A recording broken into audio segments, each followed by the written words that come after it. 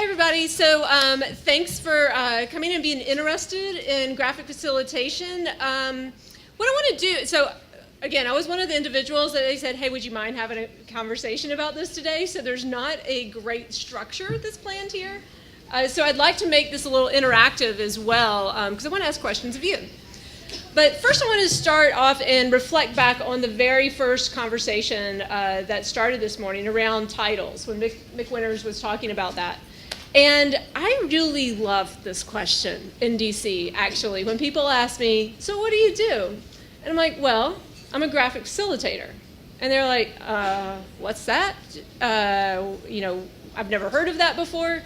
And my answer is always, so this is when you talk and I draw.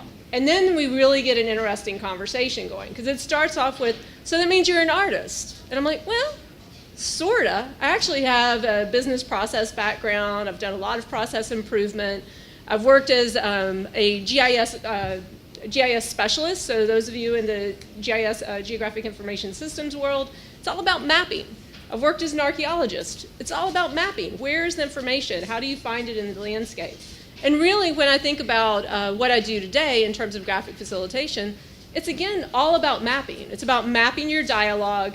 It's about understanding how to find the shape of a conversation. So it gets a little esoteric in terms of how do you find the shape, and then how do you put all that back together and present it to individuals so that they can make sense of it as they go back. And I really I got engaged in this because I wanted to find a way as an organization development specialist to get teams involved in the conversations, to help people feel heard and understood. And this became a tool that I picked up during that training. And once I saw it, I fell in love. And I knew that there was a path for me to be more creative, to be an artist in my work, and to hopefully have a really great impact in terms of taking information back to others. So my title today, when people ask me, I'm a collaboration designer. I use this as a tool to help you design the most appropriate type of collaboration and how to find information to take forward. So what are your objectives that you have in terms of a meeting, and how do we focus in on and capture those? Based on the type of meeting you're having, there's a very different way in which all of this can be done. I'm a visual strategist. I can go in and I can work with people in terms of finding strategy in terms of the conversations that everyone's having and present it back to you in a way that you have goals and objectives to take forward into your next, as you advance your progress on that project, but you also have a map to reference back to and say, hey, remember what we said. Because too often we have these fantastic conversations, but yet we really don't have a great map of what we talked about. I'm also a dialogue mapper. So today, basically, I'm just mapping dialogue. I'm not really trying to interpret it in a larger setting for strategy. I'm just sort of capturing it all up here. But when we talk about what we are in terms of graphic facilitation, there are tons of different terms that you'll hear people use. People will say, I'm a scribe, I'm a sketch noter, I'm a graphic facilitator, I'm a graphic recorder, I'm a visual practitioner. So there's all kinds of different ways in which people use information. One of my favorites being visioneers. And so how do we use this visual information in terms of engineering the visual strategy for you? So what I want to do is talk a little bit about the spectrum of what some of those different terms mean to better help you understand who you might be coordinating with if you're looking for a graphic facilitator to be engaged in your work. And then I really want to understand from you, what are opportunities that you see for this type of work? So let me start off with graphic recording. Basically, what you saw me doing here today is graphic recording. You principally saw the back of my head. I never really turned around and saw who was speaking in the audience. I'm just basically listening to the dialogue and capturing it up on the screen. So it's very much a sense of, you see this. Now, as I'm a graphic facilitator, it's far, far over here on this other spectrum, and I know I have to stay over here, so I'm going to make a jump about. Okay, so as a graphic facilitator, I am interacting with you, I'm asking you questions, and I'm really bringing all of this information together, but I'm diving in. I'm oftentimes using templates as a way to already have a pre-drawn image, and then I'm just capturing the words up into that template. So I don't have to think quite so hard about what the visuals are, but I can think about what you're saying and how to pull that together and how to support the group. Now there's another place that's sort of right in between, And this is one of my favorite places because this is where we're both doing a lot of capture, but we're really having a great conversation. And in that sense, I like to use a lot of other facilitators to be a part of that conversation as well. So finding a facilitator to work with you as a graphic facilitator and sort of do that dance back and forth is one of the best ways in which we can work together. Now there's a couple of other realms, and you saw Erin Gordon, who's here in the back today, that has been doing the digital scribing. And so this is a whole nother way to take your, the idea of capturing this information into that collaborative netherworld that many of us exist within for our meetings. And there's a great way in terms of being able to capture information in very small segments there. And it's very easy to be tweeted out, to be a part of your social media, whatever it may be. And then there's a couple of other realms in terms of being a studio artist, in terms of capturing the information. You've had your meeting, maybe you want to do a pitch, but you want something different to really spark a little bit of creativity when you walk into that session.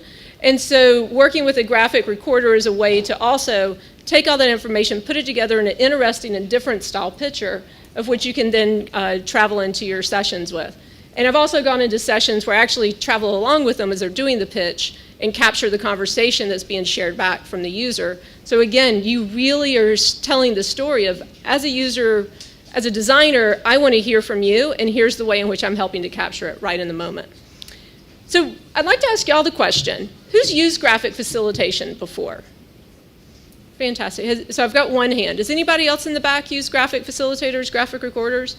Can I ask you what the context was? Yeah, so we were doing reports. So we had to submit the reports to clients. So we had a summary page in the end. So user pain points. So we tried to come up with something what we have done, like a comment box. Okay. And those comment boxes were actually having reports what users said. And we just had, user images at the bottom. Okay. A more graphical way of presenting. So using the graphic recording, more of the studio work to capture the conversation, put it into a report in order to really engage individuals in that report. So we had a summary page for each and every segment, and then we have the whole transcript also. Fantastic. How about you here in the front? So my organization is moving to a new office, and as a form of kind of identifying what we're looking for as a group, and also kind of like group therapy, we had a session with a graphic facilitator, and we've actually kept all of those boards in our office, that when you're walking by, you can see that there is kind of this exchange and this communication. Fantastic. So using it as a tool to really hear everyone, and then to also present it back to let everyone see what was been shared, and also as a reminder. As you look at these pictures, you take them back, you'll remember the conversation. If you look at this 3 months from now, you'll remember the conversation that's not even captured here. You'll feel that the emotions that you had during that time. Anybody else that's used graphic facilitation or graphic recording? I've got somebody with a hand up way back there in the back. So we used it back in the government for a team exercise to brainstorm the creative statement for a program. Okay, so in the government, using it to brainstorm in a creative session. Great. Anyone else? Fantastic. I use it for myself to organize my thoughts. Okay, so a personal organization tool of all of your thoughts. As a visual thinker, it sounds like you are. I mildly use it because I still feel like I just suck at drawing too hard and should do it properly, but I've actually been using it as far as like task management goes, and just doing some like iconography of like people to do more like at a glance view of what I have to do. Okay, so at a glance view, task management, being able to understand what your goals are, what you're working towards. Okay. All right, so that's a really, oh, we've got one more hand up here in the back. Let's hear.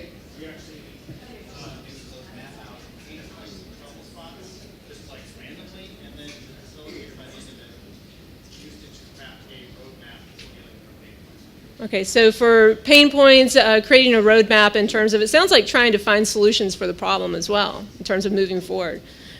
So you can see there's a lot of different applications.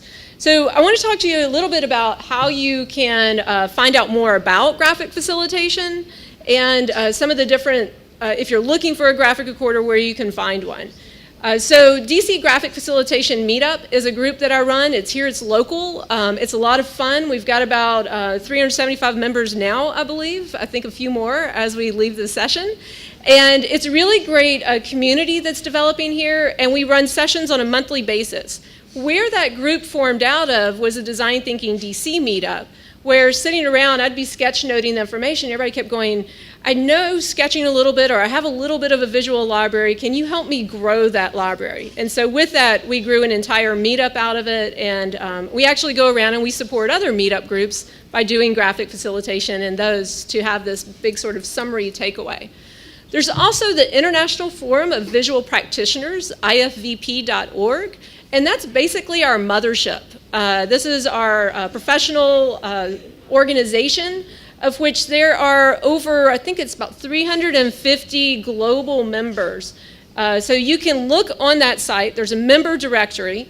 You can see the breadth of the different styles, and it's so much fun just to go out and just see how different people are visually thinking of conversations and the creativity that's out there for that visualization.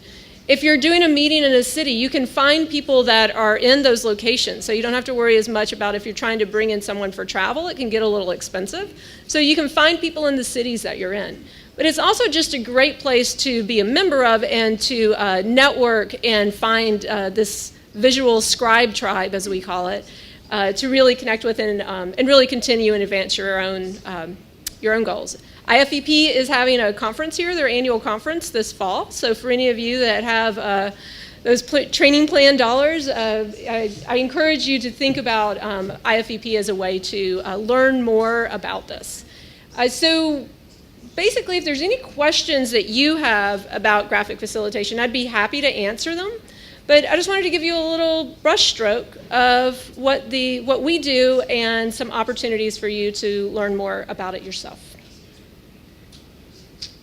Question? Yep. When you're first starting out with this, you mentioned like templates, do you have like kind of a roadmap, like, you know, this discussion is going to be an hour, I know, over that hour, I need to fill up this, there's a space that I have to work with. Do you do that kind of when you're first starting? I tend to, so the question was, how do I map out how I might use the board over the period of time that I have? And one thing you might notice with this one, do you see how the writing got larger as I knew we were about to wrap up and I knew I had a lot more space? So I had an idea. I asked, what's the overall story arc? I always go up and ask, what's the story arc that you're going to share? Now, the funny thing is they can say, I've got 5 key points, and they're this, and this is what they're going to talk about. There's usually 3, and on number 3, they say, I've got 8 points about this. And then they never get back to 4 and 5. And so, I really think that people should talk to graphic facilitators or graphic recorders in terms of how to architect your story and your presentation, because we listen to a lot of them and have a lot of feedback for you all. I don't usually get up and talk. But it's basically I have a visual library, so I can pull from my visual library, and that's something that I practice a great deal. Practice my writing with all my students. They practice their writing. We practice our visual library and growing that. And we constantly have things that we call graphic jams, where we get together and we have a word like information architect. I actually asked this question earlier this week to the group going, how would you visually represent information architecture? And had a couple of different, thoughts and patterns around that. For the most part, you just hope that it works out. I know that in about a 45-minute to an hour session, I can fill a board. I can also fill a board in 30 minutes if it's basically a report out. So does that answer your question a little bit? Absolutely. Any other questions? Do you feel like there's certain things that are kind of like go-tos for you that like you know what they're like? I was noticing on that one there that there's like different icons. There's kind of the exclamation point, then there's a star, and then there's a star with like the box around it. Like, do those have like specific meanings for you, or do you just kind of like are they just inspired on the fly? I try to use pattern and color throughout so that as you look at this, you can actually find the shape of the conversation as well. So with the stars over here, those were ones that everyone in the group was sharing out. The ones with the exclamation points were the ones that the speakers were sharing out. So I could literally put a little legend up here and talk about what the different places, what they came from. But hopefully you can sort of figure that out from being a member of the audience. Is that something that like you come with prepared? Like this is like a standard way that you do that, or did you kind of like come up with a concept while you were doing it? No, that's a standard way that I do things. So everybody, if you look out on the web and you just Google graphic facilitation or graphic recording, you'll see a lot of different styles pop out, and each one of us probably starts to develop a little way of doing things. We all draw people differently. We all have different patterns that we use. And if there had been questions, you were asking questions that were unanswered, or you were going to continue forward, you would have seen this happen with a little question mark on top of it. So thank you all very much for your time, and I'm around if anybody wants to chat. So.